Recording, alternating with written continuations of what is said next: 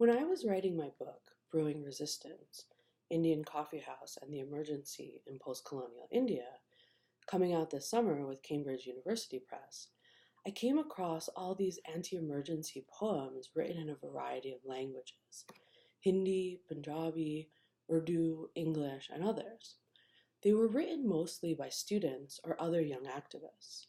As I came up against several obstacles in the course of my research, closed archives, missing files, and other delays and holdups, I began wondering if perhaps these poems could be used as part of a strategy of triangulation, as a window into the resistance movement against India's emergency.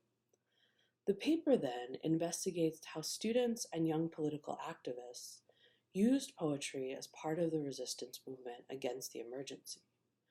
The poems were written at cafes or other meeting places, and then passed around from trusted person to trusted person.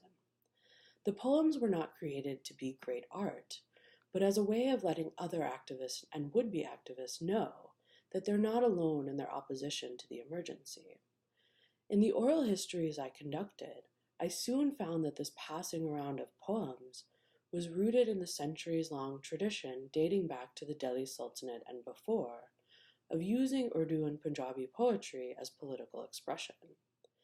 Even members of the RSS, the Hindu right, told me that they thought of these poems as rooted in the Urdu literary tradition. So what the paper shows is that in times when political repression isolates people in attempts to prevent collective action against the state, poetry is an important tool that can break that isolation and foster solidarity among opponents of the authoritarian state. What's so incredible about poetry's potential in social movement organizing is that a given poem need only reach a handful of people to have a profound effect.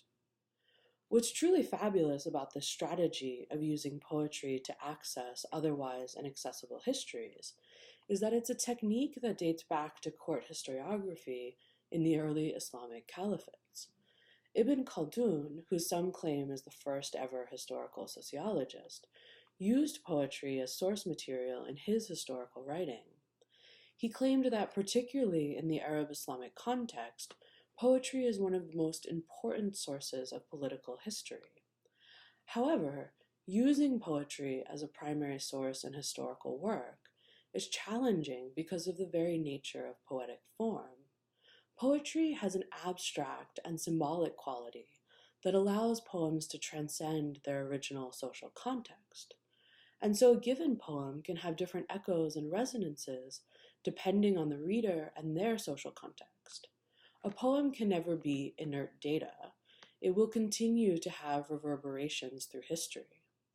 But even so, poems provide historical insights into not just the events of the past, but how certain events felt to those experiencing and living through them.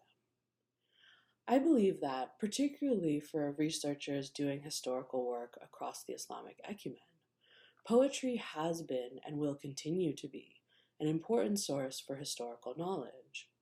With my book on the emergency coming out soon, I've already begun a subsequent book that examines the role of Urdu poetry and resistance literature in Lahore, Pakistan, in fostering opposition to the Zia military dictatorship. I'm seeing through conducting oral histories with poets, painters, and Maoist trade unionists that the political repression of the Zia period pushed the intelligentsia into the cafe culture and into artistic expression, mostly poetry and painting, as a way to voice opposition against authoritarian rule. With repressive states becoming more common across the globe, I believe that resistance poetry is an important tool in opposing various forms of non-democratic rule the world over.